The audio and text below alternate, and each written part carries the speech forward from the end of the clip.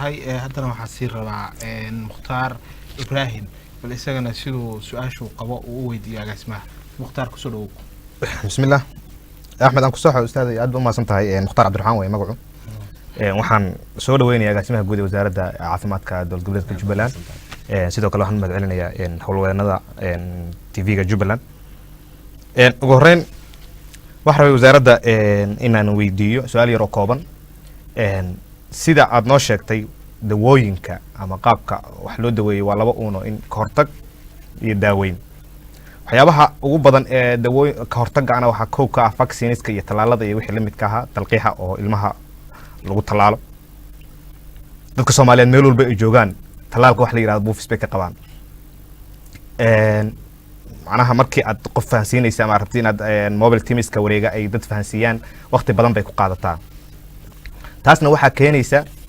waxay ay qofku uu kuleeyahay anigu aan ogahay inuu talaalku uu fiican yahay ama ka hortagu inuu fiican yahay hase yeeshee kuma kalsooni dawadan ay hay-adi keentay ama meelka laga keenay kuma kalsooni waayo qof Soomaaliyeed oo iga diirnaxaya ma uusan soo tijaabin su'aashan rabaa inaan weydiiyo waxay tahay talaalka dowlad goboleedka Jubbaland soo gala oo ama hay'ad deeq ay keenaan ama qaab kale ku yimaada xafiis noocaas ma jira oo wasaaradda caafimaadka qaabilsan oo bulshada aad u sheegayso oo talaalada noocaas in la soo jeekimay la hubo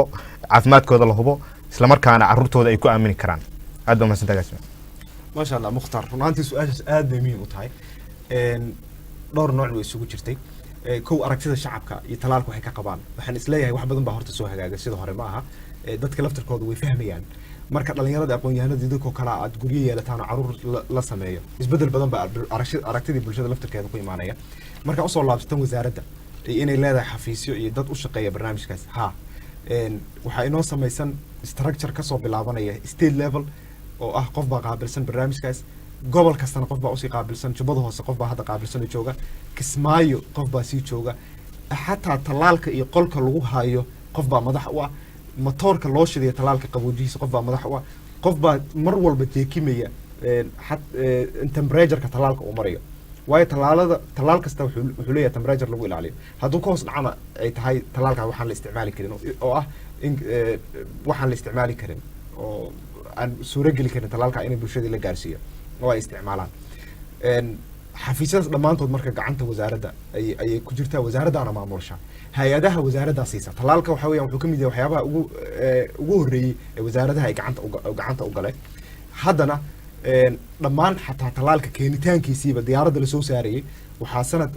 laga bilaabo bisha March 2018 la wareegi doona wasaaradda caafimaadka hadda waana loo keenaa annaga halkan aan ka maamulnaa laakiin xataa laga soo bilaabo ilaa Muqdisho level inta laga keenay ilaa halkan wasaaradda caafimaadka la wareegi doonta iyada diyaarad soo saaran doonta iyada halkan la keeni doonta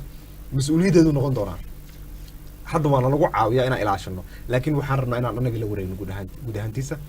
marka 2018 bisha Maaj wixii ka dambeeyay talaalada waxa mas'uul ka noqon doona wasaaradda caafimaadka hadda 3 bilood baa loo keenaa markaas iyada ah waxa suura gali doonta in sanad walba mar talaalkii la keeno ilaa degmooyinna loo sii qaybiyo iyadoon la ciirinin inta badan hadda waxaa dhacda in dadka lagu soo xiro xarumaha caafimaadka waxaan rabnaa in qof walba gurigiisa lagu geeyo talaalkii caadiga ahaa ee cunuga markuu dhal uu isticmaalayay